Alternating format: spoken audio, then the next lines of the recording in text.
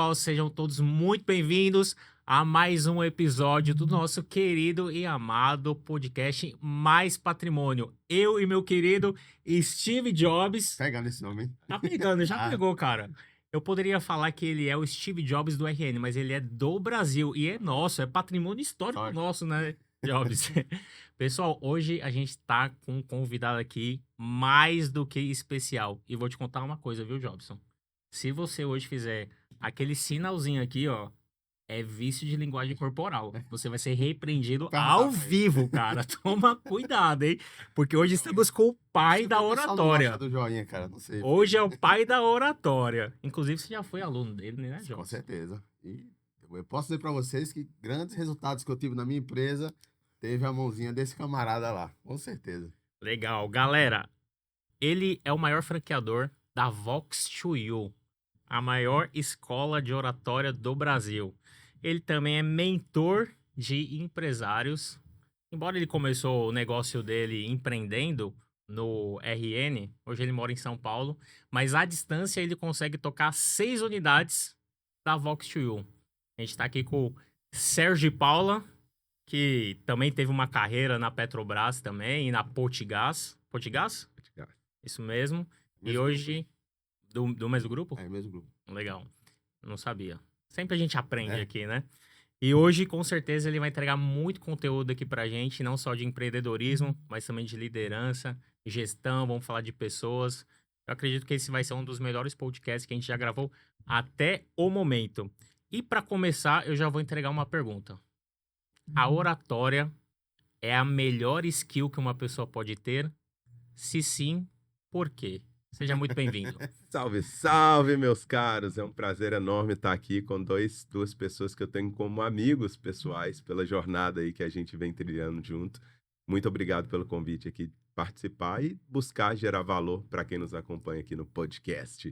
Buscar gerar valor, buscar gerar patrimônio, não é isso? Exatamente, Patrimônio muito sempre. patrimônio. Patrimônio é muito mais do que só dinheiro, não é isso? Eu tenho certeza que Isso aí. vocês também têm esse conceito. E respondendo agora a sua pergunta, se oratória é o maior skill, né? Eu diria que é um dos maiores, né? Acho que não é nunca uma única competência que vai fazer a gente ter resultado, mas oratória certamente é uma competência fundamental para gerar resultado. E por quê? Porque a comunicação é a nossa interface com o mundo. Não basta você saber se ninguém mais sabe daquilo que você sabe. Então, beleza que eu estudei, que eu sei sobre consórcio, sobre energia solar, sobre contabilidade, mas quando eu abrir a boca, o outro tem que compreender tudo aquilo que eu sei. Quando a gente pensa em networking, comunicação está completamente vinculada a networking. Como é que eu vou expandir e aprofundar uma rede de relacionamento, uma rede de contato, se eu não interagir, se eu não comunicar? E essa interação se dá através da comunicação. Por isso, quando a gente muda a nossa comunicação muda nossos resultados. E foi através da oratória que você falou, pô, eu quero empreender através da oratória. Como é que foi isso? Primeiro veio Eu Quero Empreender, né? Que na verdade minha esposa eu já era concursado na Petrobras e minha esposa na Câmara Municipal de uma cidade do interior lá de São Paulo, onde a gente morava, e ela não fazia nada e ela não tem vocação, graças a Deus, para não fazer nada. Então tinha 6 meses que ela estava concursada, ela falou: não quero isso para minha vida, eu quero fazer outra coisa. Eu falei: vamos empreender? Ela falou: vamos. E aí, com o quê? E aí eu percebi o quanto as pessoas tinham dificuldade de se expressar. Lá no passado eu já tinha tido essa dificuldade, já tinha resolvido esse problema. E contando um parêntese importante, né, de como eu entrei na oratória, no primeiro período da faculdade eu tremi, fiquei vermelho, a voz desconexa, ali eu tinha, aí, as ideias desconexas, ali eu entendi que eu tinha medo de falar em público, busquei um curso de oratória, resolvi de alguma forma essa questão na minha vida. Passou-se os anos, me formei, né, concluí o curso de engenharia de produção, passei no concurso da Petrobras, morei 5 anos no Rio, depois fui para Araraquara, no interior de São Paulo, e lá eu quis continuar estudando oratória. Aí eu me matriculei num curso onde o público-alvo desse professor era muito universitários da UFSCar, da Universidade Federal de São Carlos. E aí eu participei, um treinamento um sábado e um domingo, levei minha esposa junto e no final ele fez um pitch lá de quem queria ser o monitor dele nos próximos eventos. E o monitor tinha que limpar os ambientes, tinha que servir os salgadinhos e tal. Era um curso, assim, no valor de hoje era R$ 150, era uma coisa bem barata mesmo. E aí eu me candidatei. E aí minha esposa me perguntou assim, por que que você vai fazer isso? Eu já era gerente da Petrobras e tudo mais. E aí eu falei com ela, eu juro pra você, a resposta que veio, assim, acho que do Espírito Santo, né, como se diz, uma iluminação. Falei assim, ó, eu não sei por que que eu tô indo, mas eu sei que eu tenho que ir. Juro pra você. Ai, Falei, profundo. eu não sei por que que eu tô fazendo, mas eu sinto que eu tenho que ir. E aí ali eu comecei a me interessar mais pelo tema, estabelecer um relacionamento maior. E aí quando veio o negócio do vamos empreender, eu falei, vamos empreender com oratória. E aí a gente se conectou ao Luiz Câmara, lá de Ribeirão Preto, que estava começando a franquia da Vox to You. E nós fomos o segundo franqueado da Vox. Hoje somos os maiores, né, com mais unidades, com mais alunos. E assim começou nossa história com oratória e com Vox to You. Alô, Clênio Galvão, entrando nos estúdios aqui do podcast. Seja bem-vindo, Clênio. Eu acho que todo mundo tem um episódio da vida. Eu acho que poucas pessoas começam desinibidas, total. O Jobson já contou aqui em um dos nossos episódios que ele era muito envergonhado. Muito Ele demais. não é esse contador sincero do YouTube com 45 mil. Era o contador envergonhado e não sincero. Cara, na Exatamente. faculdade, se alguém falasse comigo e todo mundo olhasse pra mim, eu mesmo sentado, eu travava. Igual o É, Chaves. igual Chaves. É, mesmo jeito. E aí, inclusive, a criação do contador sincero no YouTube, lógico que antes era outra coisa, né? Não era falando de contabilidade, foi criado por isso. Queria treinar mais a comunicação. Fundamental. A maioria das pessoas tem essa trava, tem essa inibição, e muitas pessoas que não têm medo de falar em público, a maioria das vezes não falam bem. Ou Uhum. seja, falar até papagaio fala. Agora, falar bem, com técnica, aí é outro patamar. Você sabe que quase reprovei, eu não lembro se eu contei pra você, quase reprovei na faculdade, porque você precisava apresentar o TCC e aí você tinha que fazer uma apresentação. E a professora falou assim: quem não se apresentar não vai ser aprovado. Eu falei, fudeu. Porque eu não gostava de apresentar, eu tinha a maior vergonha do mundo. Você era o cara que ficava com a cartolina, né? Tipo isso, ou nem isso. Cara, eu tinha a maior vergonha do mundo. Eu falei, meu, não tem como. Só que como ali foi assim, ou você vai ou você não vai, eu falei, não tem jeito, preciso ir. Cara, eu treinei tanto minha apresentação, eu treinei tanto, que quando eu fui pro palco, eu tava tão confiante que eu falei, cacete, é só isso? Que eu destravei. Eu falei, pô, aqui já foi. E aí também, eu aprendi a tocar violão sozinho também no YouTube, e aí também pra eu ter uma performance melhor, né? Eu falei assim, pô, preciso conquistar umas gatinhas, preciso saber cantar, né, cara? E aí tinha que ser desinibido. Então eu consegui soltar através dessas coisas, né, na vida. Mas todo mundo tem seu episódio de envergonhamento aí, né? Inclusive, aconteceu parecido comigo também na faculdade, Sérgio, que na metade da faculdade eu dei uma destravada dessa também, Uhum. porque eu fui falar sobre um assunto que eu adorava e amava, que é investimento. Ninguém falava sobre isso na faculdade, era o pessoal estudando sociologia e eu vendo carteira de investimento, vendo os melhores investimentos que tinha para ser feito. E aí, numa apresentação, eu fui falar sobre investimentos, cara, e foi show, porque até os diretores depois vieram falar comigo sobre aquilo, sabe? Aí foi naquele momento que eu disse, cara, eu quero fazer isso. Quero muito um dia ser palestrante, palestrar para muitas pessoas. É incrível, né? Quando a gente um pouco descobre ou cria a nossa vocação, a gente sente um pouco isso, né? Eu acredito também que nesse dia que eu falei com ela que não sabia o porquê, mas sabia que tinha que fazer aquilo, eu acho que ali eu começava a descobrir minha vocação no empreendedorismo. E hoje o que que você... Eu acredito que todo negócio ele gera um diferencial.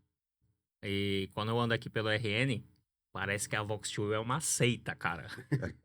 Ontem, ontem eu tava em um evento que eu comentei de você, aí a pessoa falou, não, porque a Vox, não sei o que, todo mundo fala muito bem da Vox. E hoje a gente tem outras franqueadoras, outras empresas que também têm esse curso de oratória. O que que deve o sucesso da Vox?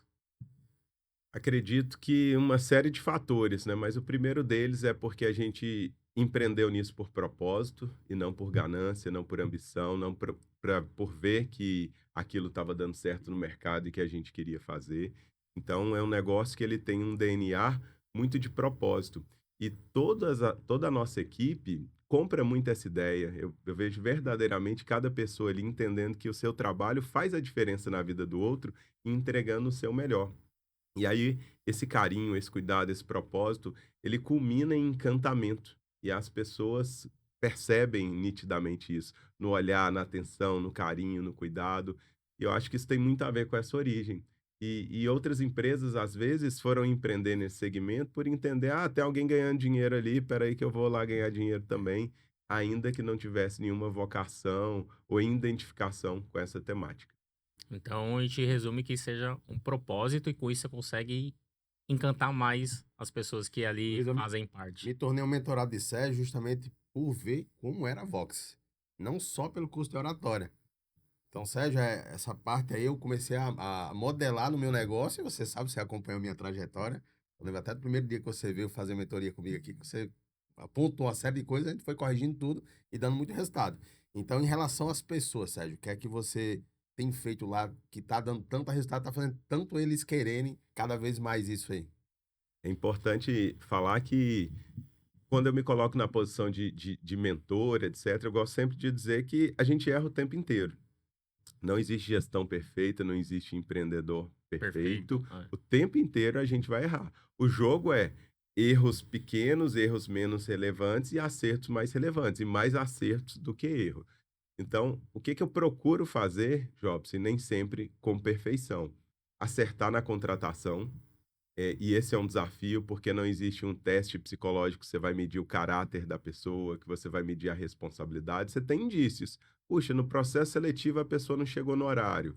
A pessoa não foi cortês aqui quando eu dei ela um feedback. Então, pode ter alguns feelings no processo seletivo para você tentar filtrar e trazer pessoas boas. Porque se você errar na contratação, você vai sofrer na gestão desse profissional, né? Muitas vezes não há treinamento que resolva um problema de recrutamento. A primeira coisa é tentar acertar na contratação, sabendo que por melhor que você faça esse processo, ele pode ser falho, porque não existe um medidor de caráter, como eu falei. Depois, a questão do engajamento pelo propósito, que é um outro diferencial que eu considero ser fundamental. Você passar para a sua equipe o porquê que você faz o que faz. Né? Porque as pessoas, quando têm um porquê, quando têm um propósito, elas dão melhor. Você tem uma equipe que trabalha só por dinheiro, você tem mercenários. Agora, se as pessoas trabalham também por uma missão, você tem missionários. Uhum. E aí isso muda todo o jogo. E, por fim, você ter uma sistemática de recompensa financeira adequada para o seu time, porque também, por mais que existam missionários dentro da empresa, não são missionários religiosos necessariamente, e que, assim como talvez até os missionários religiosos, talvez não, com toda certeza, assim como os missionários religiosos, precisam de dinheiro para se manter, precisam de dinheiro para se manter os seus e realizar seus sonhos. Então, você criar uma sistemática de remuneração variável, bonificações, de recompensa, é fundamental. Então, classificaria esses 3 pontos: contratar bem, tratar ali o propósito, desenvolver as pessoas e dar a elas possibilidades de ganho através de remunerações variáveis. Tem uma coisa muito importante que você falou quanto ao recrutamento que você faz, porque tem habilidades que a gente não consegue ensinar. Tem coisas que a gente não consegue ensinar para a pessoa. Então já tem que vir do modelo de fábrica dela. Uhum. Eu vi o processo seletivo da Disney, não sei se você viu como funciona. Quando a pessoa passa pela portaria, era até 2023, se eu não me engano, esse processo seletivo. Quando a pessoa passa pela portaria, tem um gari. E se a pessoa passa pelo gari e não dá um bom dia, ela já é excluída desse processo seletivo. Você acredita? E aí a galera corta ela e fala assim, ó, não, você já tá reprovado, não precisa nem pra próxima etapa. A pessoa fala, mas como assim? É porque você não passou na primeira etapa, que era dar o bom dia pro gari. Aí a pessoa volta pra casa, tipo, desiludida. Como assim, cara? Eu tinha uma entrevista na Disney e não tem um bom dia, Eu né? nem vi ele. Nem vi. Eu nem vi. Ou seja, o primeiro fator lá da Disney é a educação. Primeira coisa que a pessoa precisa ter. E Pois tem é, coisa que de fato a gente não vai ensinar pra pessoa. Precisa vir diretamente no chassi dela. exatamente. Geraldo Rufino também falou algo desse tipo numa palestra que eu assisti, que para contratar o CEO dele lá, um dos CEO, uma das empresas dele, ele via como é que a pessoa tratava a pessoa que trouxe o cafezinho. Uhum. Ele analisava isso aí, no final, Sabe, tem um episódio legal. curioso, quando eu trabalhava na Petrobras, uma outra empresa buscou me contratar. É uma grande empresa listada em bolsa, e aí o cara me levou para um restaurante em São Paulo, um restaurante super caro, super chique. E ele ficou tirando muita onda financeira, mostrando foto dele viajando de helicóptero para o Alasca e tal. História real mesmo.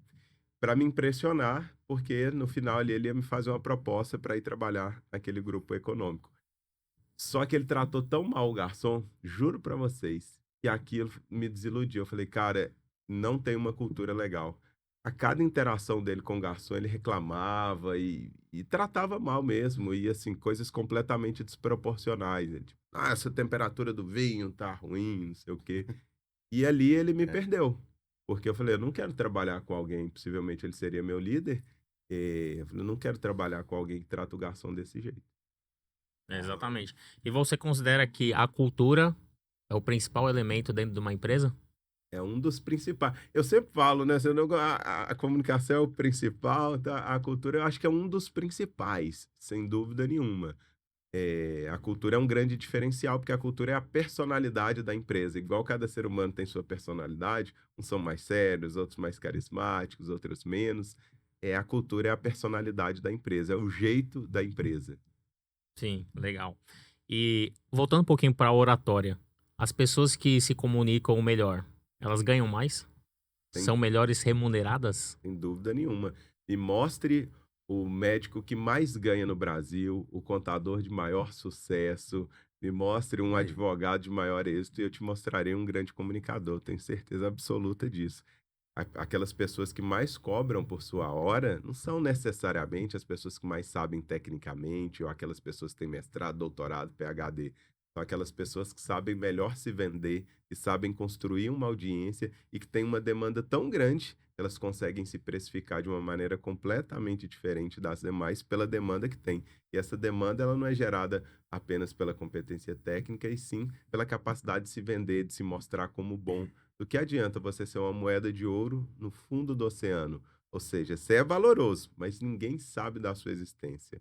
Então as pessoas não vão tentar te acessar. Então, sem dúvida, a comunicação ela nunca é neutra. Ou ela vai agregar predicativos interessantes à sua imagem, vai te gerar mais credibilidade, mais valor, ou ela vai tirar isso de você. Então, as pessoas mais bem remuneradas são as que falam melhor. No contexto corporativo também. Quem não é visto Não não é é lembrado. lembrado. Então, muitas vezes o cara é muito bom, mas ele está atrás do computador, está escondido no dia da convenção, da apresentação, ninguém vê ele. E assim que eu comecei a me destacar na Petrobras, indo fazer apresentações, sendo participativo em reuniões, e as pessoas olhavam, rapaz, K-boy ali é diferente, hein? K-boy ali É. parece bom. Parece bom. E a comunicação, ela ajuda isso, a gente a ser percebido como bom. Perfeito. É uma aula, falei pra você, cara. Hoje era aula. Se Cara, você- inclusive, se a gente for analisar nas faculdades, normalmente o laureado não é a pessoa mais bem-sucedida no passar do tempo. Não sei se vocês já viram isso. Aquele que tira as melhores notas, mas o orador, sim. Ah, é? Já Olha passou disso, aqui. não. Vocês não sabem. Com certeza deve ter um estudo disso. E eu fui orador da minha turma. Olha aí. Ah, é? Olha aí. Foi um dos dias mais felizes da minha Sérgio tá vida. entregando segredos aqui, viu? Não fui laureado da minha turma, mas fui orador. Assim como pela Petrobras também, eu tive uma participação lá na nossa formatura, longe de ter sido um dos melhores alunos também, pelo contrário, acho que eu estava no último quadrante ali do curso de formação, mas tive um protagonismo ali também na questão da formatura, de ser um orador. Então, muito interessante, Jobs. Nunca tinha parado para pensar nisso. Vou pesquisar, como o Luiz falou, a gente está sempre aprendendo. E eu tenho certeza que deve ter algum estudo desse, comparando laureados e oradores. Já Pô, tô. Se não tem, tá na hora de fazer, né? pois se não tem. Vai fazer um criativo.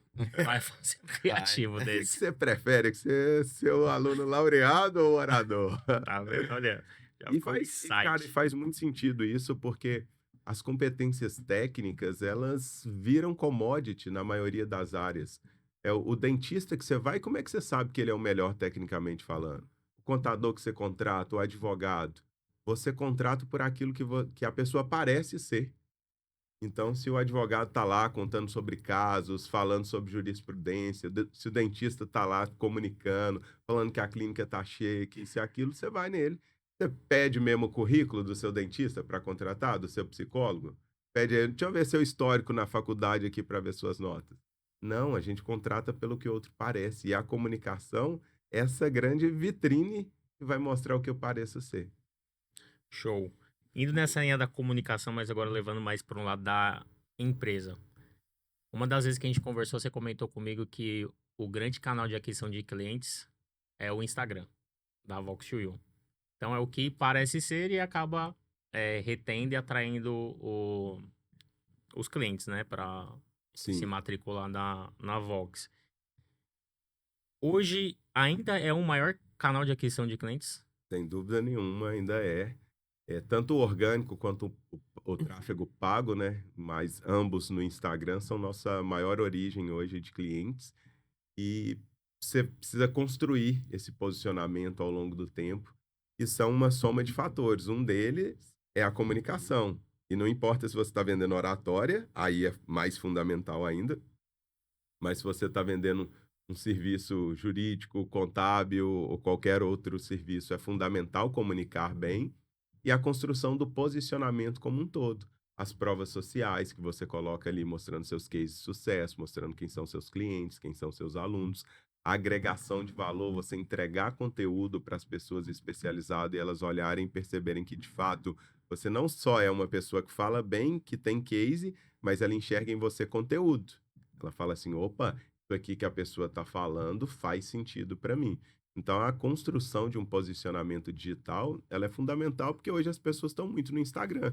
Você sai de um avião, você que é um cara aí que fica na ponte aérea direto também, Luiz, ponte aérea Natal, São Paulo, as pessoas saem lá do avião, elas, no finger, tá todo mundo olhando no celular, elas não estão olhando para aquelas propagandas do lado.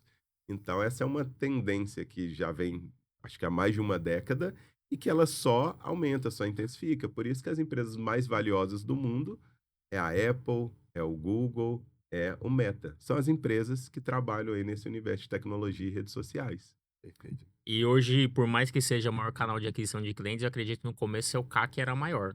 Ou é maior hoje em dia, diminuiu É pela... maior. O custo de aquisição de clientes, ele só aumenta ao longo do tempo, porque cada vez mais as pessoas estão competindo mais nesse contexto digital. Então, o CAC do tráfego, o CAC do marketing digital, ele vem subindo ao longo do tempo. E, claro, a gente recebe muitas indicações, etc. Isso vai trazendo essa média, né? Vai segurando um pouco essa média.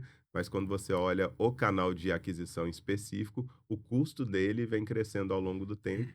E a tendência não é reverter, não. Acho que a tendência é. Por isso a gente precisa saber trabalhar a precificação. A taxa de juros aí do jeito que está, né? Empreender no Brasil é cada vez um desafio maior. Eu tenho sócios investidores, por exemplo, também. O cara olha e fala, pô, eu vou ganhar aqui 15, 16, 17% sem risco nenhum, eu vou colocar meu dinheiro ali para empreender. Isso é até interessante, eu trabalho muito com meus colaboradores e dando mentoria também. Existe uma tríade, vocês sabem que eu gosto desse negócio de três, né? De tríade, né? Que é, por um lado, os investidores querem ganhar cada vez mais, os colaboradores querem um maior salário, as melhores condições, a melhor estrutura, e os clientes querem pagar o menor custo e ter o melhor atendimento. E o empreendedor é exatamente você tentando equilibrar esses três agentes de modo que nenhum se sobreponha muito, porque se o cliente quiser pagar pouco, não vai ter negócio. Se o colaborador quiser ganhar mais, o cliente não vai pagar aquele preço. Se o sócio quiser um retorno sobre um investimento muito alto, a conta não vai fechar. Então, você trabalhar o tempo inteiro em equilibrar essas variáveis, esses interesses, que são por si conflitantes entre si. Mas, Eu, isso eu aí é tenho... impressionante aqui. Eu é, conheço a matéria há muito tempo. eu tenho uma dúvida. Por você ter 6 unidades da Vox, você consegue opinar em alguma coisa de melhoria da marca? Como, por exemplo, lançar um novo produto? Eu tenho muita autonomia, sobretudo dentro dos meus negócios. Então, sim, há uma contribuição natural entre franqueadoras e franqueados, mas eu até palestrando muito para franqueados, né, não só da Vox2U, mas externo, eu trabalho muito essa autonomia do franqueado, esse protagonismo que ele pode ter. Muitos franqueados, às vezes, de diversas marcas, né? Seja do Boticário, da Cacau Show, da Compeiag, ele fica esperando muito da franqueadora. E o que eu percebo é que os franqueados de sucesso, eles tratam o seu negócio naturalmente como uma empresa independente. E tem sim que zelar por uma marca, que zelar por padrões básicos, mas ele tem que construir o seu próprio caminho para ter êxito. E essa via de mão dupla, ela vai acontecendo naturalmente, você receber valor e agregar valor. Algum Porque eu over vi, delivery, né? porque eu vi que a Vox lançou um meio que MBA pós, alguma coisa assim. Aí a minha dúvida foi se foi você que lançou ou se foi um produto. Se foi exatamente o MBA foi uma iniciativa nossa, pós-graduação, até Clênio Galvão, que está aqui nos Eu estúdios, imaginei mesmo, por participou isso que eu queria disso fazer essa também. pergunta. Então, nós idealizamos isso, validamos com a franqueadora, pegamos o aval da franqueadora, afinal de contas, esses movimentos mais importantes, mais macros, eles precisam ser alinhados. Uhum. E aí, certamente, é uma iniciativa como outras que vai se espalhar aí pelo Brasil, assim como nós também, muitas vezes, bebemos em boas fontes também. Eu imaginei mesmo, porque eu falei, poxa, a pessoa faz o curso durante 7, 8 meses. Ela pode morrer ali no meio do caminho. Eu falei, esse cara vai inventar alguma coisa em algum momento. E vocês inventaram. É. Pra aumentar a Lembra que o FLTV, CAC né? sobe? Como o É, CAC sobe, o LTV tem que aumentar, né? muito bem. Parabéns, viu? Obrigado. Nota 10 de 10. Jobs, E aí, amigo? você poderia comentar com a gente em relação a quais são as melhorias que você teve quando você fez o curso da Vox to You? Ah, meu amigo. Tem como nem. Se for anotar aqui, a gente vai passar até mais 2 horas falando sobre isso aqui, O né? que que você E aí, mais, que mais mudou? cara, em relação à comunicação, meu canal deu um boom gigante, assim. Eu já tinha muitos resultados no canal. E depois que eu comecei a treinar oratória, estudar mais sobre a oratória e também modelar, você, Clênio Galvão, Luiz, né? Então, depois disso, cara, só aumentou a quantidade de resultados que eu tive no digital. E aí, lógico, eu não parei por aí, né? Eu fui atrás também do empresário, não só da comunicação. Então, passei a também fazer parte lá do Maestro, que me trouxe resultados incríveis. Inclusive, um dos grandes empresários de Natal disse uma vez que para você ser um ótimo empresário, todo empresário precisa ser fluente em gatilhos mentais. Sabe quem disse isso, Sérgio? Sérgio de Paula. Sérgio de Paula. Isso ficou na minha cabeça, e isso foi uma das mudanças que teve comigo lá, que eu passei a estudar muito sobre isso. E aí é tanto que em janeiro agora, cara, a gente teve um resultado tão incrível que a gente dobrou a quantidade da meta que a gente tinha, que já era muito alta. Uma super Ó, meta Super e virou meta. uma ultra meta. Ultra meta. Orgulhou a Dilma, hein? Foi, orgulho a Dilma. Cara, e a gente fala sobre isso direto nas redes sociais. Muito bom, muito bom. Então, Sérgio, pode falar um pouco sobre isso aí, sobre a questão Dos dos gatilhos gatilhos mentais. mentais? Sim. Vendas é uma competência fundamental de todo empresário, porque ele vende o tempo inteiro, não só seu produto ou serviço, mas ele vende na hora que ele quer se colocar como patrocinador do evento, na hora que ele quer trazer um patrocinador, ele vende para a sua equipe. E dentro desse contexto de vendas, tem uma disciplina fundamental chamada gatilhos mentais, né? Que é o modo como a gente toma a decisão. Quando você vai no supermercado e tem duas marcas lá que você não conhece, qual que é o critério que você usa para tomar a decisão? Será que o preço que está em promoção é um dos critérios? Será que quando tem muito de um produto é outro critério que você utiliza? Lá está aquela pilha, quando ela está no meio do corredor, quando você compra 3, ganha um, você utiliza aquilo como um critério de decisão? Então, usando exemplos básicos aqui do dia a dia de todo mundo, e a gente vai percebendo que a gente é influenciado por essas coisas. E isso está por trás disso, né? Os gatilhos mentais que automatizam nosso processo decisório. A maioria das nossas decisões, elas não são tomadas com base em muita reflexão.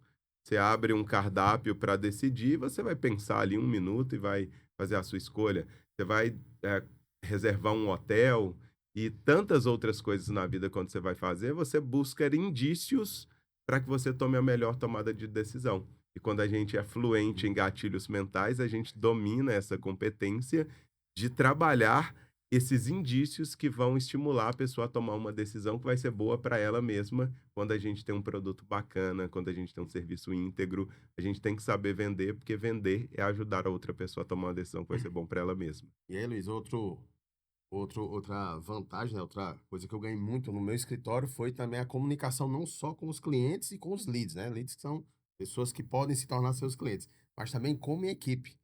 Com a comunicação mudou, eu comecei a estudar mais sobre gatilhos mentais, até para conscientizá-los, fazer com que eles façam o que eu quero. Cara, mudou totalmente o jogo. E inclusive, na primeira vez que o Sérgio entrou lá no escritório, eu tinha 5 funcionários, lembra, Sérgio? Hoje estamos em 22 pessoas e processo de seleção todos os meses. E aí, para você lidar com essas pessoas, você tendo uma comunicação adequada, comunicação que realmente convença, conecte essas pessoas, né? O seu time a você, cara, vai mudar o jogo. É a ponto de eu precisar passar 2 meses fora por um problema pessoal que eu tive, problema de saúde, e eu passei 2 meses fora, quando eu voltei, o escritório tava perfeito e até melhor. Cara, eu vou voltar mais nunca aqui, deixa eu tocando É aí. isso aí. O líder a gente conhece sobretudo na ausência dele, né? O papel que ele está fazendo ali como um líder de desenvolver, de formar pessoas, de aculturar pessoas. E é na nossa ausência onde fica mais nítida a nossa qualidade como líder. Não necessariamente como empresário, como empreendedor. Mas quando líder, na nossa ausência, que a gente vê ali quais foram os frutos, né, que frutificaram ali a partir da gente. Eu tenho uma pergunta voltando para a oratória. Por favor, simbora. Eu acredito que sim. E aí você vai me responder, já que você é o pai da oratória, certo? Ah, acho que eu prefiro ser o filho, hein? Existe um padrão de comunicação nas pessoas bem-sucedidas? Sim, acredito que sim. Obviamente não é um único padrão, mas existem características comuns em pessoas que têm uma comunicação bem-sucedida. Só pra. Desculpa te interromper, mas pra você também já levar na sequência, você modelava algumas pessoas pra trabalhar isso em você, da oratória? Ótima pergunta, hein? Vamos lá. Começando aqui pelos padrões. Eu elencaria aqui. Primeiro é a objetividade. Pessoas que têm uma boa comunicação, usualmente elas são objetivas, elas conseguem condensar e empacotar uma quantidade de informações no menor número de palavras possíveis. Ou seja, elas não são prolixas e repetitivas. Um segundo padrão de pessoas que têm uma boa comunicação, elas não têm vícios de linguagem. Né, Né? tá, então, porque isso vai poluindo a nossa comunicação e vai fazendo que nosso interlocutor perceba que essa comunicação ela não é muito profissional. E por fim, acredito que uma terceira característica comum, para fechar em 3, né, um número que A já disse que tríade. Tem gosta, que ter a tríade. eu acredito que a simpatia, o carisma, o sorriso são coisas que conectam, o humor.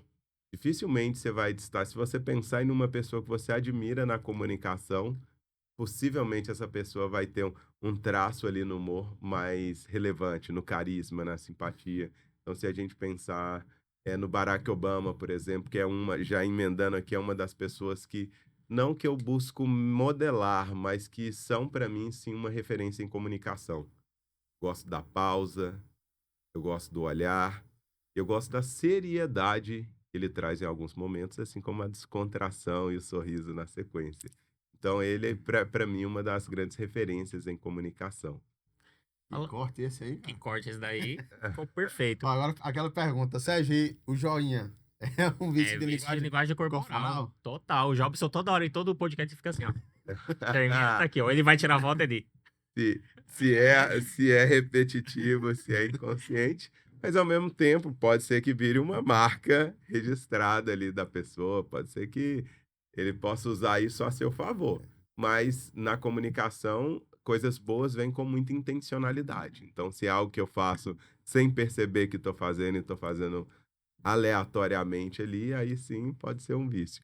E o gesto é outra coisa fundamental quando a gente quer transmitir uma boa ideia, né? Muitas pessoas às vezes só fazem o gesto espantar galinha, assim, e o gesto congruente, síncrono, né? Então é como se fosse assim, do que adianta você ter um poço de sabedoria se você não consegue compartilhar, extrair e compartilhar isso com outras pessoas. Então essa congruência do gesto, ela é fundamental para uma comunicação exitosa.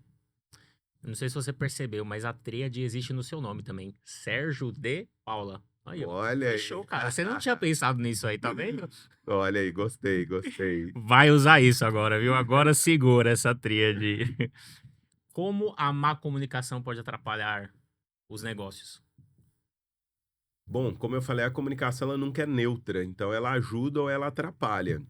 E quando a pessoa tem uma comunicação insegura, essa comunicação ela pode ser associada pelo interlocutor como desconfiança, como incapacidade técnica, como alguém que está escondendo algo. Então, se eu chego para um processo seletivo para vender algo, eu vou vender aqui minha mentoria. E, rapaz, é muito bom, assim, a gente já ajudou bastante pessoas e temos muitos cases de sucesso. Nosso conteúdo programático, ele é inovador e a gente vai conseguir te ajudar muito. Nervosismo puro. Será que a pessoa vai comprar? Então, não vai. Então, uma má comunicação, assim como um líder. Eu falo que o líder, ele tem duas ferramentas. Não O é 3, não? exemplo... Ah, gostei! Aí tem que Então, inventar uma aí agora. eu costumo Vamos inventar uma. dizer que o líder, ele tem 3 ferramentas. Primeiro, o exemplo, a palavra, e aí vai a terceira aqui, a coerência entre esses 3 pontos. Então, o exemplo é o mais importante. O segundo, a palavra. É através da palavra que a gente cobra, treina, motiva, orienta, delega, dá feedback. Então, quanto melhor a gente comunicar, melhor a gente vai liderar. E o terceiro pilar, a terceira ferramenta, a coerência é fundamental. A gente brincando aqui, mas trazendo um tema sério, ah, muita gente fala assim, um exemplo arrasta. E é mentira. Por quê?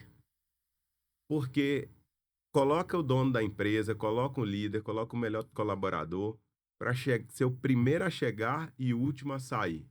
Você acha que a maioria das pessoas vão chegar junto com você e sair junto com você só pelo exemplo? Sim ou não? Não. Não. Então, o exemplo por si ele não arrasta. Agora, o exemplo com comunicação ele arrasta. Se você consegue trazer para as pessoas, ó, eu sou o último que chega, o primeiro que chega, o último que sai, por A, por B, por C, e com isso eu tenho esse resultado, e você pode ter esse resultado se você vir para o mesmo caminho, aí sim. O que o exemplo é fundamental? Para trazer a coerência. Porque se eu cobro de você algo que eu não faço, isso é incoerente, é aí que você não vai fazer mesmo. Então, se eu não chego cedo e falo, pessoal, vocês têm que chegar cedo, a galera não vai chegar cedo. Se eu não malho e falo, pessoal, vocês têm que fazer atividade física, a galera não vai malhar. Então, a coerência é fundamental, mas só o exemplo por si, ele não transforma. Senão, toda pessoa que trabalhar duro teria uma equipe que trabalha duro igual ela, e não é isso que a gente vê por aí. E dentro da oratória você precisa ter improviso, porque eram só 2 habilidades que o líder tinha que ter. Ele inventou a Ah, terceira e ainda inventou a história. desenvolveu aqui, né? Desenvolveu. Tem uma coisa que é muito legal, que eu acho que é válido, a galera que tá só ouvindo pelo Spotify, como a gente tá falando de comunicação, é legal também depois vocês assistirem o vídeo e ver a forma como o Sérgio fala, que é intencional as coisas que ele fala. Então, quando ele falou de tristeza, ele fez um ar mais triste. Quando ele falou de coisa mais alegre, ele fez coisas mais alegres. Então, tudo tem intencionalidade. Você sabe que a comunicação não verbal, ela é fundamental na comunicação. Existe um estudo que diz que a comunicação humana, apenas 7% dela é através de palavras. Obviamente que isso depende do contexto. E se for explicar algo tecnicamente, as palavras vão ser fundamentais para a compreensão do entendimento. Mas quando eu falo de sentimentos e emoções, as palavras representam menos. Querem ver? Pessoal, queria dizer para vocês que eu estou muito triste de estar aqui nesse podcast agora, mas eu estou muito triste mesmo, extremamente. O que predomina? Que eu estou triste ou que eu estou feliz? Feliz, Feliz. sorriso. E se eu disser para vocês que eu estou extremamente confiante, motivado, que esse mês a gente vai bater a meta, com toda certeza. Eu tô? Nunca. Nunca, não vai mesmo. Então, as palavras, elas representam menos da nossa comunicação quando a gente vai transmitir sentimentos, transmitir emoções. Então, neste contexto, mais importante do que a gente fala é como a gente fala. Tanto isso é verdade que muitas vezes um colaborador fala referenciando um líder ou alguma outra pessoa. Não foi o que ele falou, mas foi a forma que ele falou que me ofendeu. Então, a forma é importante demais. E você que está aí no Spotify, venha para o YouTube. Nunca te pedi nada, vem para cá, vem. Cara, além de tudo, o homem também é ator, velho. Fantástico. Inclusive, tem uma história que o pai tem mandado o filho pra Europa estudar, né? O homem rico lá, e aí chega a carta. Aí o cara chega puto com a esposa lá. Olha só o que é que teu filho manda pra gente. Pai, manda dinheiro. Eu dou tudo pra ele. O cara manda uma carta dizendo só isso, dessa forma. Aí a esposa diz: Não, você leu errado. Eu disse, pai, mande dinheiro. Ah, assim tá certo, então. Muito bom, é isso, é isso. Eu acho que baseado em tudo que você tá falando, eu acredito que a oratória hoje em dia, ela é mais do que uma obrigação. Porque hoje cada vez mais as coisas estão digitais. E pra gente vender, a gente precisa ir pra internet. Então deixou de ser algo. Diferencial, não é mais, né? Não é mais um diferencial. É uma obrigação. É uma obrigação. Permita-me discordar. Eu Gostei. entendi a lógica de vocês, mas eu entendo que ela é sim um diferencial e nem uma obrigação, porque a obrigação é aquilo que quase todo mundo faz. Já a boa comunicação, quase ninguém está fazendo. Pouquíssimas pessoas se comunicam bem. Por isso, se a gente comunicar bem, vai ser um diferencial em relação ao mercado. Eu entendo quando vocês trazem o contexto da obrigação como é algo básico no sentido de que precisa ter para ser bem-sucedido. E é verdade nesse sentido. Mas como tem tão poucas pessoas comunicando bem, elas se tornam um diferencial. Se não, me digam, quando vocês vão para um evento de palestra, sem ser palestrantes renomados, nacionalmente conhecidos, etc., vai aqui ver empresários como a gente da cidade palestrando num palco. A maioria das palestras são muito boas ou são ruins? Ruins. Isso. Ruins. Então, é um diferencial. E aí você pega alunos como Pablo Faria, do Loucos por Coxinha, aluno Vox2U. Você pega Carlos Kelsen, presidente da OAB, aluno Vox2U. E tantas outras pessoas que se destacam e estão se destacando cada vez mais também pela capacidade de comunicação. Obviamente que tem muita consistência, tem muito trabalho duro, tem muita história real sendo construída. Mas essas histórias, elas estão sendo comunicadas com assertividade, com técnica, nos palcos da vida, e essas pessoas se destacam. Então, quem tem uma oratória boa é diferencial. Você acha que está crescendo a quantidade de pessoas que falam melhor ou estagnou? Sim, sem dúvida nenhuma. Acho que o contexto era esse, mais ou menos, né? Que vai Exato. chegar um momento que, cara, não vai ser mais diferencial, porque todo mundo... Exato, exato. Porque, querendo ou não, é igual inglês. A gente fala isso Eu em ia falar inglês há disso. muitos anos, né? Então, por favor, se ia falar, Eu fale. ia fazer exatamente essa pergunta, porque eu vejo como o caminho do inglês. Você falou que hoje o diferencial é você ter técnicas, você se aperfeiçoar para isso. O inglês ele vai levar pelo mesmo caminho. Uma hora não vai ser um diferencial, vai ser meio que Exato. obrigatório. Mas tá lendo É, ainda, né? eu ia falar, então, É. vocês certamente, quando eram crianças também, assim como eu, ouviram essa frase: inglês não é diferencial, é uma obrigação. E eu pergunto, quantos por cento da população brasileira fala inglês fluente? Acho que é 3%. Menos que 3%. Ou seja, é um diferencial ou não é? É um diferencial. Não é uma Por esse lado. obrigação. A maioria É. das pessoas não tem, igual oratória.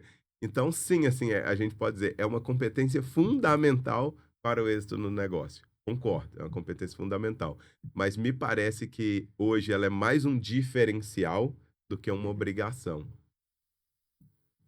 Entendi. Olha aí. É que na real, assim, eu entendi o que você falou, mas eu ainda acho que por mais que seja um diferencial, dependendo do que você faz, ele é obrigatório.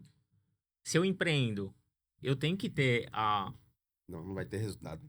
É, mas tem tem que ter um muita gente, diferencial. não, mas tem muita gente empreendendo, não tendo uma boa comunicação e tendo resultado. Tem. Só que quem tem uma comunicação, esse cara, se ele tiver uma boa comunicação, ele vai ter um resultado ainda melhor.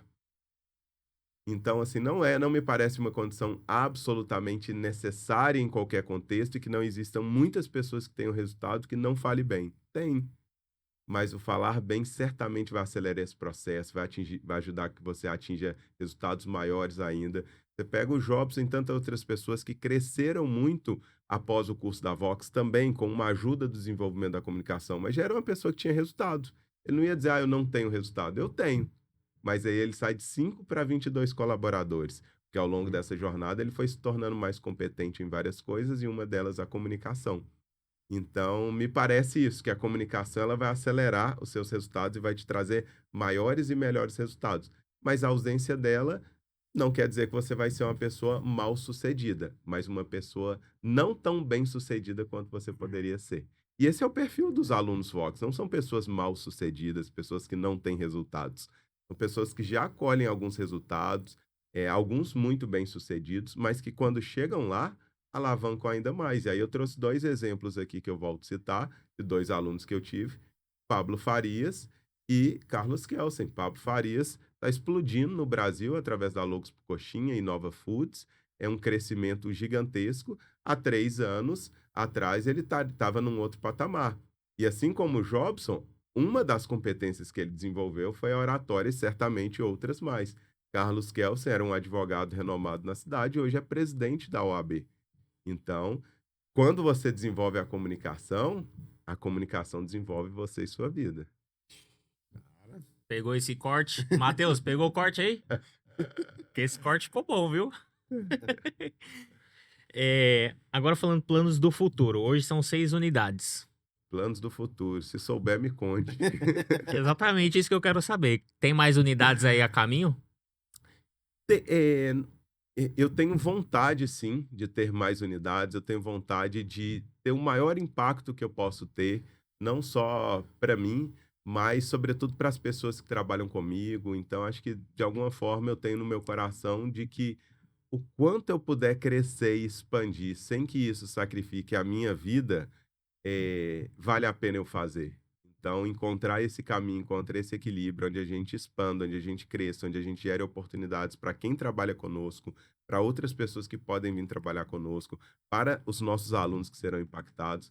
Eu não posso me furtar de fazer isso. É aquela parábola dos talentos, né? Que a gente recebe nossos talentos para multiplicar. E a gente precisa multiplicar eles com a sustentabilidade do equilíbrio pessoal. Porque também não dá para a gente morrer e dedicar uma vida inteira só ao trabalho. Então, buscando encontrar esse equilíbrio que é dinâmico, que é difícil, um dia você vai trabalhar 14 horas, outro dia pode ser que você vai trabalhar bem menos, mas buscando encontrar esse equilíbrio, eu quero sim expandir. Tem um número na minha cabeça assim, 10 unidades pelo menos, eu acho que é uma obrigação por esses talentos aqui que Deus me deu. 10 é uma obrigação mínima. Era isso que eu queria ouvir. Olha aí. Acho que 10 é uma obrigação mínima ali. E depois o tempo vai dizendo aí. Mas uma das coisas que eu quero muito é trazer muita competência, não só técnica, né, mas comportamental, de ambição e de muitas outras coisas, para que os meus líderes continuem fazendo esse trabalho também de expansão. Porque, naturalmente, não sou só eu uma pessoa capaz de implantar uma Vox to You e fazê-la crescer e prosperar. As pessoas que trabalham comigo e as pessoas que não trabalham também podem fazer isso. E entendo que cada vez mais meu papel passa a ser a municiar as pessoas para que elas também tenham essa capacidade de continuar fazendo essa expansão de um negócio que faz o bem, que impacta positivamente a vida das pessoas. Então, é um baita egoísmo meu não querer expandir ou acreditar que só eu posso fazer isso sozinho. E acredito que o caminho da sabedoria é criar, é desenvolver pessoas e profissionais para fazerem isso juntos. Hoje são 4 unidades no RN, uma Paraíba e outra em São Paulo. E Exatamente. hoje você mora em São Paulo. Em Dayatuba. Uma cidade muito bem escolhida. Como a audiência do podcast é mais em Natal, a segunda melhor cidade do Brasil depois de Natal. Brincadeira, são 2 cidades maravilhosas e muita gente pergunta, né, sobre característica de uma de outra. E eu falo que eu gosto de todos os lugares que eu já morei. Eu já morei em Belo Horizonte, nasci e me criei, depois Rio de Janeiro, interior de São Paulo, Araraquara, Natal, e aqui em todas as cidades morei pelo menos 4 anos. E toda cidade é boa, mas você tem que saber viver. Toda cidade é boa, então toda cidade tem prós e contras. Qual que é um pró incrível daqui? As praias, o clima praiano lá não tem isso. Mas lá tem frio, que eu gosto também. Então, a parte do ano que tem um friozinho gostoso para danar. Então, imagina se eu viajo quando lá tá frio. Aí eu vou perder talvez o melhor que tem lá. Se a pessoa que tá aqui, ela, puxa, não gosta de praia, não gosta de sol. Então, saber explorar o melhor daquilo que você tem, seja na cidade ou no trabalho ou nas pessoas, é fundamental. Porque tudo na vida tem prós e contras. Mas como que você faz para administrar essas 5 unidades? São longe da sua Tem até unidade 6 principal, também, né? porque meu dia a dia às vezes é muito home office. E a unidade de Indaiatuba também eu vou nela quase tanto quanto eu vou nas outras, apesar de atualmente eu estar conduzindo uma turma lá. Ah, Conduzindo uma turma, você diz, dando aula. dando aula, porque Legal. eu gosto de tempos em tempos vir para melhorar o método, para otimizar o curso, pensar nas dinâmicas que podem ser aperfeiçoadas. Então, a cada 2 anos, mais ou menos, eu faço essa imersão de voltar ali, colocar o chapéu de professor, que é uma coisa que eu adoro. Eu invejo muitos professores Vox, porque estar naquela sala de aula, conduzindo um grupo de pessoas, é algo muito prazeroso. E se eu não faço mais isso, é por uma questão de prioridade, de entender que o meu chamado, ele é em outro lugar, é na gestão, mas eu tenho um enorme prazer de estar ali em sala de aula. E respondendo a pergunta sobre essa gestão à distância, é tentando trazer muita presença através do Zoom, do Google Meet, das reuniões online, que hoje são uma coisa muito próxima, né, da realidade da maioria das pessoas. E tem gente que às vezes eu converso tanto pelo Zoom, pelo Google Meet, que quando eu vou encontrar pela primeira vez, às vezes a gente, rapaz, é a primeira vez que a gente está conversando, não é verdade, presencialmente. Percebe depois. Você percebe depois.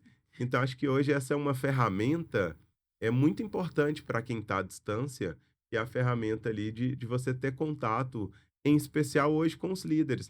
Nós já temos mais de 70 colaboradores, então, imagina, se eu for fazer uma reunião de 1 hora com cada pessoa da equipe, eu vou precisar de 2 semanas só para conversar com ela. Então, hoje eu centralizo muito minha comunicação com os líderes, estando acessível a toda e qualquer pessoa. Todo mundo da empresa tem meu WhatsApp, eu estou em muitos grupos. Então, quem precisa pode vir a mim. E no meu dia a dia ali, despachando muito com os líderes e tentando trazer a cultura que eu entendo que a nossa empresa deva ter. Sensacional. Manda a próxima aí, você, cara. Manda uma aí que eu tô falando muito aqui. Pode falar, cara. Seu rei. A pessoa tá mais tranquilo hoje. Tô assim. Né? Sérgio, Cara, me mostra que você fez Vox, cara. Gesticula, tal, não sei o quê. Cara, que eu só aprendendo aqui. Quantos insights tem aqui? Eu doido pra anotar aqui, não deu pra anotar, mas já. Vai ter a gravação, né? Gravação. Sérgio, eu não tive esse dom de nascença, vamos dizer assim, né? Não sei se isso existe, mas a gente vê, por exemplo, na faculdade, pessoas que nunca treinaram são fantásticos na oratória. Então, você acha que tem isso? A pessoa normalmente nasce com isso? Ou é muito da criação? Tem sim, tem aptidão, né? Se você pegar um cara como o Neymar, como o Messi, são caras que têm aptidão para fazer aquilo e por isso se tornaram os melhores do mundo. Acredito que pessoas como um Barack Obama da vida, que eu aqui citei, certamente treinou muito a oratória, assim como o Messi, assim como o Neymar também treinam, uns mais, outros menos, mas treinam. Você só vai virar um expoente em qualquer área da sua vida, na minha visão, se você tiver aptidão para aquilo. Dificilmente, se você não tiver talento nenhum, você vai ser um expoente, um outlier, aquela pessoa que vai se destacar. Mas é possível, sim, você não ter qualquer aptidão para algo e se tornar muito bom naquilo. E a oratória é exatamente isso. Mesmo pessoas que não são boas, elas desenvolvem essa competência. Então, assim como você, um cirurgião, não nasce sabendo operar, um advogado não nasce sabendo elaborar uma petição jurídica, ele aprende a um conjunto de técnicas. Oratória nada mais é do que um conjunto de técnicas, onde eu vou empilhando cada parâmetro da comunicação, contato visual, o gesto, a expressão facial, o tom de voz. Eu vou empilhando cada parâmetro desse para trazer uma presença interessante. Então, comunicação é técnica, mas sim, em qualquer área da vida existe aptidão. Tem gente que tem aptidão para matemática, aptidão para cuidar de pessoas, aptidão para ciências da natureza. E entendendo a nossa vocação, a gente pode enveredar ali e ser aquele expoente. Mas em qualquer área, a comunicação vai ser fundamental. E aí desenvolver ela é imprescindível para o êxito. E já com essa preocupação, Nicole foi uma das primeiras alunas lá do Kids, né? Fox Kids. Já a pessoa fazendo escola lá, hein? Manda todo mundo. Todo mundo. Vanessa já foi E também? aí, ainda não, mas vai. Ainda Cara, não, hein? Ainda não, mas vai. Já bota lá na matrícula que já tem mais um. E aí- Gerar um lead. Alô, e ela- comercial. Pegou esse corte aí? E aí a Nicole, cara, fantástico. Foi muito importante pra Nicole e pra Vox. E ela tá ansiosa pra chegar, porque é o Kids ao Teen, né? Que é com 12 anos. Ela tem 11 anos agora, tá ansiosa pro ano que vem pro Teen. Ah, que legal. É isso aí. E fez muita diferença na escola. Um medo que eu tinha grande era, de repente, ela travar em apresentar. E como eu tinha isso, né? Sim, Quando eu era todos criança, nós cara, era terrível. Era uma coisa passamos muito, por isso. muito chata. Fundamental. E o sistema educacional, ele não trabalha isso, né? Assim como a área de vocês aí, parte de finanças, ela não é contemplada, a gente não aprende isso na escola, empreendedorismo, nutrição, comunicação também não. E muita gente fala, deveria ser contemplado. Deveria, concordo, mas deveria tanta coisa ser contemplada na educação básica, né? Que se a gente olhar e falar, rapaz, tem que aprender nutrição, finanças básicas, noções de direito, comunicação. Um esporte, Um um esporte. instrumento musical. Exato. Aí você vai olhar e falar, ih, rapaz, virou uma faculdade. Você não faz mais nada, né? Exatamente. Cara, Agora, inclusive, Nicole foi fazer uma apresentação na igreja, cara, com a igreja lotada. E ela foi fazer uma apresentaçãozinha rápida lá. E eu vi que ela ficou natural, assim. Eu disse, caramba. Aí quando ela chegou, filha, você não ficou nervosa, não? Eu disse, não, acho que eu fiquei, pai. Tanta gente me olhando. Ela nem demonstrou isso aí, eu aprendi na Vox. Se você quer saber se o negócio é bom, não basta o dono falar. E sim quem Sim. comprou falar. Tá aqui o case de sucesso. Os melhores vendedores são os clientes. São os clientes, são os Vox Lovers. Como que você chama? Não sei, acabei de inventar aqui. Como que é? Mas a gente ainda não tem um nome para isso, acho que é até algo interessante aí.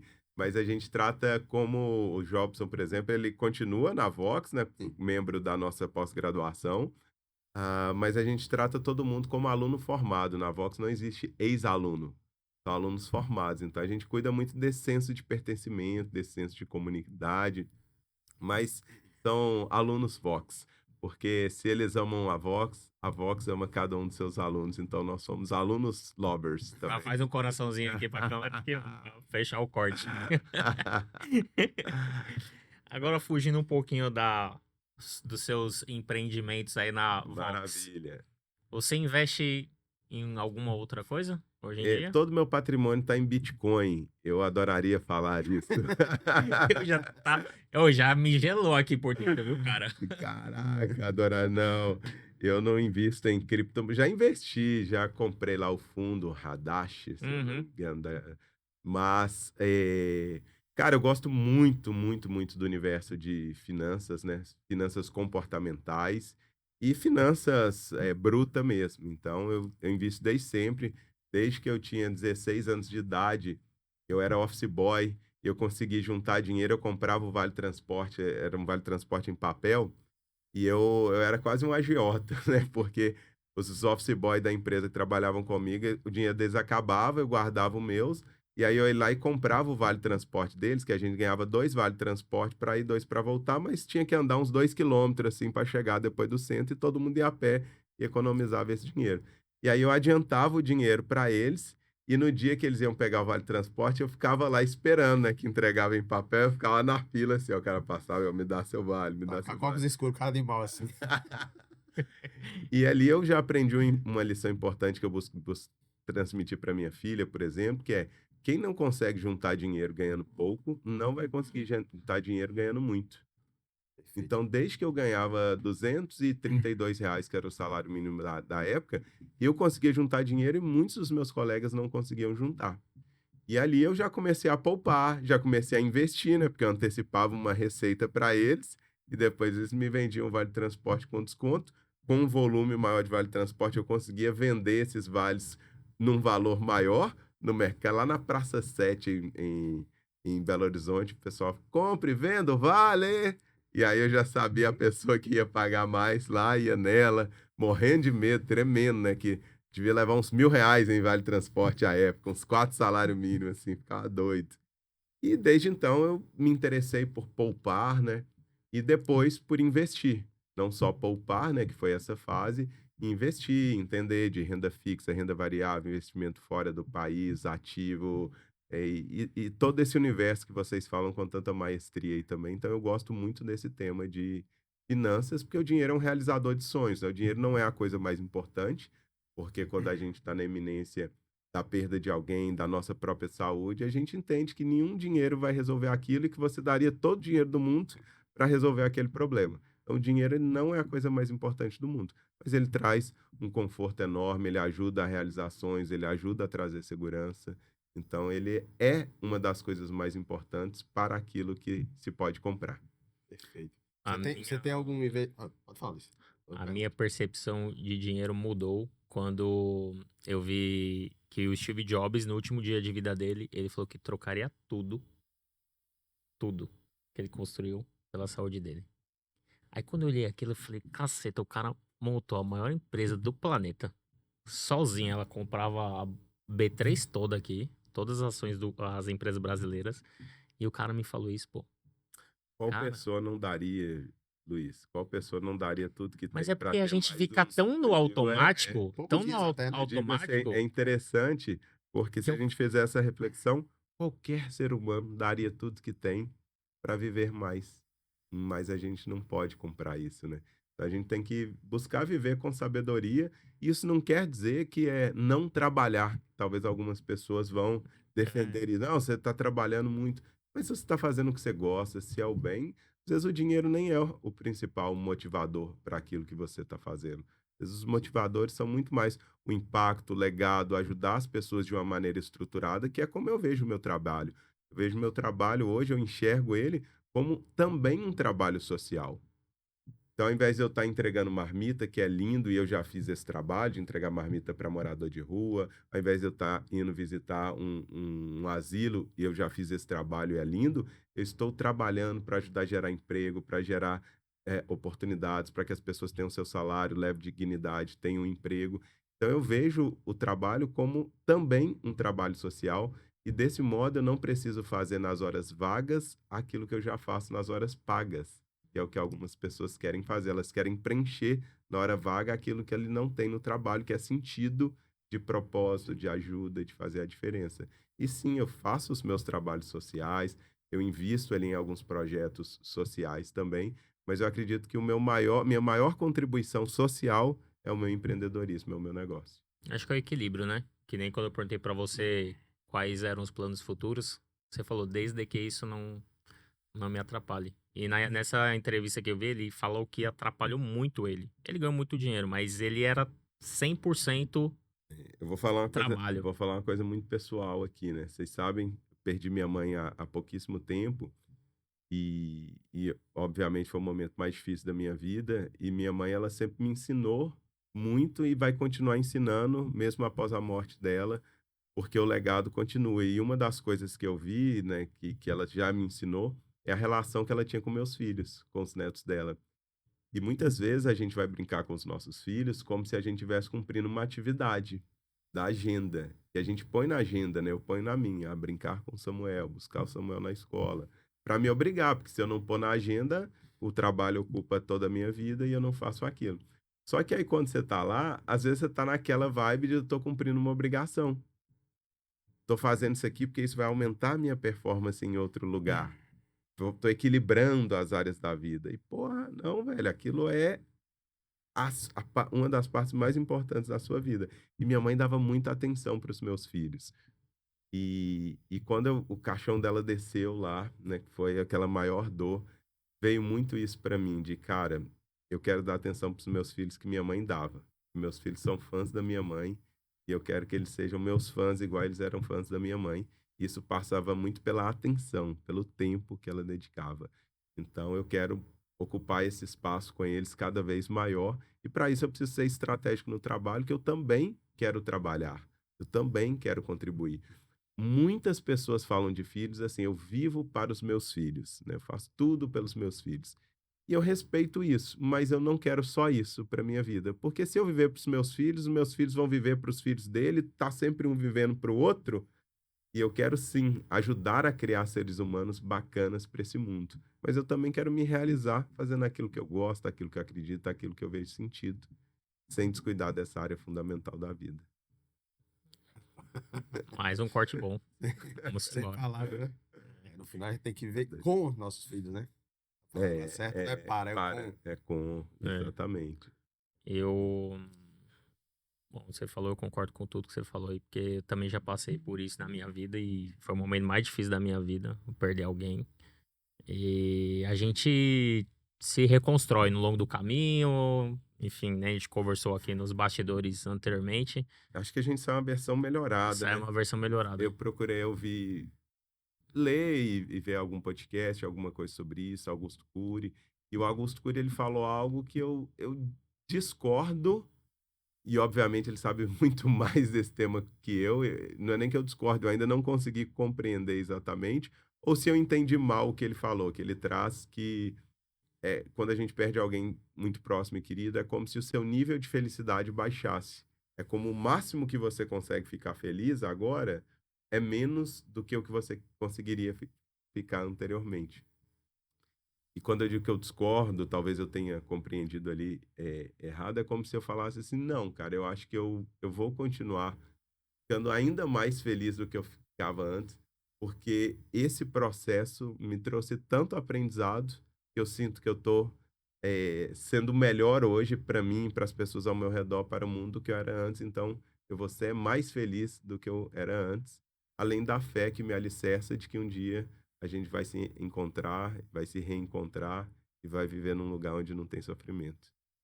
Com certeza. Meu amigo. Se Tem um lugar pra fazer corte, não. Pode pegar qualquer um, corta aqui ali já. vai fácil. Eu ia te fazer essa pergunta, né, em relação ao momento mais triste da sua vida, né? Isso aí pra mim já tá respondido. Se sua vida fosse um filme, qual seria o episódio mais feliz da sua vida?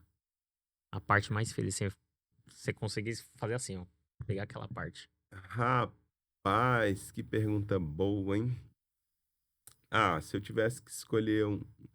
Pode parecer injusto, né? Com os outros filhos também, mas quando a Luana anunciou a gestação do Samuel, quando ela anunciou que ela estaria grávida, foi uma das maiores alegrias, porque a gente tentou 5 anos um filho, tivemos dificuldade nesse processo. E aí, quando ela anunciou aquilo, foi um baita sonho realizado, né? Eu queria muito ter esse filho com ela. E eu acho que talvez foi o dia, né? São tantos momentos, né? O dia que eu passei na Petrobras foi incrível também. Tantos momentos, mas nada eu acho que vai se equivaler a você ter a capacidade ali de gerar uma vida com a pessoa que você ama e que você idealizou e que demorou. E talvez uma das características dos momentos felizes é que eles trazem superação. Então, talvez eu não trouxe de outro filho aqui porque não envolveu tanta luta quanto do Samuel para chegar lá. E eu acho que a felicidade, ela vem muito da superação. A felicidade não é o ter, é o conquistar. Então, essa conquista, ela veio através de muita dificuldade, de muito desafio, e quando ela conquistou, ela tem essa dimensão aí de eu elencar ela como talvez o recorte, né, de maior felicidade aí da minha vida até hoje. Show de bola. Bonito. Inclusive, eu lembro dessa história lá no Jiqui, né? Jiqui Clube. Sim, Andamos sobre as brasas. Brasas não, sobre o vidro, né? dizem que Pode dizer foi. aqui. Eles podem dizer aqui. O Dizem que treinamento? foi. Foi, cara. É tipo do Tony Robbins lá, que Sim. você anda sobre a brasa. Sem filmagem, nada. Diz- Aí é mentira, tô falando brincadeira. Ah, sim. Eu sei, né? Se Só você que não. pudesse Tranquilo. dar A uma gente brinca, mensagem. eu trabalho, né, com desenvolvimento humano e tem muitas coisas que a gente ainda não está pronto para passar, para ouvir, que a gente tem muita ceticismo. Eu mesmo sou um cara mega cético com um monte de coisa, engenheiro e tal, cartesiano, mas uma coisa importante para falar é, tem tanta coisa nessa vida que a ciência ainda vai explicar, que a gente questionar agora parece fácil e parece o mais lógico, mas talvez não seja o mais certo. Um dia riram de quem falou que a Terra não era. é, Plana. é, Plana, não, riram de quem falou que a Terra não era redonda, sim. porque o conceito que existia era que a Terra era plana. Uhum. Não era isso? Isso. Uhum. Antigamente. E aí, não, pô, você tá falando isso não é ciência, a Terra é plana. E aí depois entenderam que não é. E hoje a gente ri naturalmente, eu também rio de quem fala o contrário. Uhum. Mas tem tanta coisa que antes não era ciência e que hoje é, eu acredito que assim vai ter para muitas outras coisas aí, que talvez hoje ainda não existe um método que comprova por A, B e C, mas em algum tempo vai ter. Você quer um deles que eu gosto? É o horóscopo. Eu não acredito no horóscopo do dia, não, mas você pega lá e vai descrever o Sagitário, o Pisciano. Pô, cara, parece tanto que eu acho que tem que ter alguma explicação ali. A gente ainda não tem, cientificamente falando, mas em algum momento a gente pode ter. Quanto a isso, eu acredito que existe a verdade daquele momento. E depois haverá uma nova verdade. É Exato. tudo assim. Vai evoluindo, né? Ah, quando você aprende na escola, a menor partícula é o átomo. Hoje não é mais o átomo, é sei lá qual que é. Já Os vai. planetas, né? Era 9, né, na minha época. Hoje eu acho que Exatamente. são 11, se eu não me engano. Não, diminuiu um. Acho Aí, que tá vendo? Plutão não é mais planeta. É alguma Tem coisa até assim, não é? Tem uma banda, né? Plutão não é planeta. Ah, Aí, é? Tem. Não sabia, não. Se você pudesse dar uma mensagem hoje pro Sérgio do futuro, pro Sérgio do qual futuro, seria a mensagem que você levaria pra ele? rapaz, se dê bem aí, bicho. Eu tô dando o meu melhor aqui, tu dá certo aí. Do passado. Pode ser do passado, então. Vamos do Não, passado. mas Qual seria a seja mensagem pro Sérgio do passado? seja do futuro ou do passado, eu acho que é ter resiliência. Eu acho que eu não tenho nenhuma tatuagem no meu corpo. Tenho vontade, mas tenho medo. Não gosto muito de coisas definitivas. E talvez a tatuagem que eu faria é tudo passa. Bons momentos passam, maus momentos passam. Então, quando tá na crista da onda, não se ache, porque uma hora vai ter um revés. E quando estiver no fundo do poço, não se desespere, que tudo passa. Então, talvez a resiliência, a antifragilidade, né, que é o conceito mais moderno, são competências fundamentais para ter. Então, cara, seja antifrágil, aprenda com os erros e seja resiliente, aguente levar a porrada da vida, porque se você continuar, ninguém vence quem não desiste. Então, continue. Perfeito. Tudo é cíclico. Agora tá Vence dia, quem depois de desiste, não sei. noite, amanhã dia, noite, É, dia, noite. é Tudo impossível passa. vencer quem não desiste, Jota. Ah. O cara não desiste, não tem como você vencer. Uma hora o cara chega, bicho. Qual a maior dificuldade que você já passou na vida? Ah, cara, eu fui pobre pra caramba, né? Eu comi só arroz. Minha família foi pro... Isso aí vai dar outro podcast aí, mas não tinha nem ovo, né? Hoje o ovo tá caro, né? Na época era barato. Hoje tá tudo bem você não ter ovo. Você dá uma economizada no omelete. Na época o ovo era barato pra caramba e a gente não tinha. Comemos só arroz. Tive água cortada, luz cortada na minha casa, né? Quando eu era criança, inúmeras vezes. E isso, obviamente, que deixa marcas e cicatrizes na nossa existência, na nossa personalidade, medo de escassez. Eu passei por muitos problemas de eu mudava de casa, era despejado, eu já contei isso até uma vez aqui num outro contexto. E então, essa escassez financeira, essa instabilidade financeira, minha mãe e meu pai nunca tiveram formação, trabalho, então sempre trabalharam ali a subsistência, né, através de bicos e tal. Então, eu passei muito perrengue, sabe? Mudava de escola a cada 6 meses. Mas naquele momento foi muito difícil. E olhando para agora, eu vejo que tudo isso foi a construção do Sérgio que é hoje, mais comunicativo, mais extrovertido, consegue comunicar. Então, sou muito grato a tudo que eu passei, por mais difícil que tenha sido. Mas talvez as grandes dificuldades venham disso, além da dificuldade de conquistar um filho também. Onde eu lembro que uma vez conversando com um amigo, eu já era diretor da Potigás, e eu falei com ele, cara, eu trocaria todo o meu sucesso profissional por poder ter um filho com a minha esposa. Então é aquilo que eu falo. Tem hora que o dinheiro não compra e existe uma hierarquia de valores na nossa vida. E só quando a vida nos coloca na parede que você entende aquela hierarquia ali. Fantástico. Fantástico. Eu vou fazer uma aqui pra fechar, Vamos, né? Porque pode. já deu time aí. A gente segurou ele aqui mais do que o horário. Que é uma curiosidade minha. Eu sei que dentro do. Eu não fiz Vox ainda. Ainda. Ainda, não fiz Vox. Eu Comercial, pega esse corte aí. vou deixar meu número do WhatsApp aqui. Existe uma aula aonde que. Uau, o cara não fez isso, acho que não Eu fez não, boxe. eu não fiz, mas porque quando me contaram, eu falei, cara, não é possível que você tá me falando isso. Foi o João Paulo. Que uma aula que a coisa mais importante do ser humano, pro ser humano, é o nome dele. É alguma aula que tem isso aí. O João Paulo chegou impressionado pra mim me contando. Eu falei, caceta, como se você não sabia isso daí, né? Só que aqui no Rio Grande do Norte, a galera tem muito costume de chamar a pessoa de amigo. Amigo. Nas Eu outras levo- cidades é assim também, porque lá em São Paulo é eu meio que um levei- desrespeito isso. Cara, você tem que saber o nome da pessoa, você tem que chamar ela pelo nome. Eu levei isso também, de amigo. Às vezes eu até apago, juro. Eu vou escrever uma mensagem pra alguém lá, aí escrever amigo, e aí eu não tenho intimidade com a pessoa ainda, né? E pode ser que ela interprete isso mal. Não, é uma particularidade aqui do Rio Grande do Norte, né? O amigo, assim como são expressões regionais, né? Você não é E macho? amigo aqui tem uma pessoa, um prestador de serviço nosso lá em casa, que ele chama meu filho de macho. Porque quando ele foi lá em casa, o meu filho chamou ele de macho, que os prestadores de serviço, quando iam lá em casa, mexendo no ar-condicionado, na cortina, nisso, naquilo, é macho aqui, né? Ele, tem um macho aqui. Aí pronto, quando o cara vai lá, cadê o macho? Cadê o macho? Então, o amigo, são dos amigos aqui do Rio Grande do Norte. Mas mesmo aqui, eles falam. Vocês falam, né? Na parte profissional mesmo. Sim. Vocês falam Sim. muito amigo. Lá em São Paulo, isso já é meio que uma afronta. Você não pode falar isso, você tem que chamar a pessoa pelo Cuidado. nome. É. Porque se for Depende pelo da amigo, região. a pessoa fala, como assim, meu amigo? Nem te conheço, pô. Você já perde negócio ali. Aqui fala o tempo inteiro, né? Tô lembrando, fala o tempo inteiro. É o tempo bonito, inteiro. é legal. Tem outra palavra que eu não sabia que era regional, que é o pronto. Pronto. Isso, o Eu Pronto achava- é nordestino, né? É. Pronto tem Recife, Recife tem muito. Acredito que na Bahia também. Pronto, gente. Resolvido. É o vício de linguagem. Então, pronto. Então, pronto, pessoal. Queria agradecer você aí por essa vinda, pelo seu tempo de estar aqui com a gente. Tenho certeza que foi uma aula.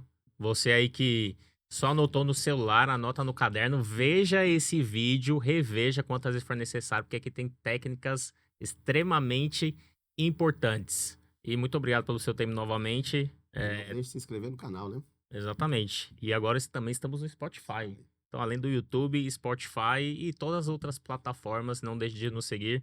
A gente vai entregar muito conteúdo para você construir mais patrimônio. Inclusive, eu queria até deixar aqui para você, saber se a gente consegue colocar algum link para a galera clicar lá e falar com o pessoal da Vox para... Claro, agora. Vai na descrição aí do podcast, Show, que vai aí, ó. estar o contato aí do WhatsApp direto da Vox. Eu fico olhando esse WhatsApp também, então quem sabe a gente não interage por lá, hein? Com certeza. Então, Sérgio, muito obrigado. Pessoal, Valeu, Sérgio. até a próxima. E é isso aí, né, Isso aí, Jobs? meu amigo. Sem Joinha não, e sem eu falar, sem o joinha. Tá? Joinha. E não pode Intencional. terminar com é isso aí também, não. Então fica aqui as reflexões para você. Espero que você desfrute isso ao longo do seu dia, da semana e da sua vida. Valeu. Valeu!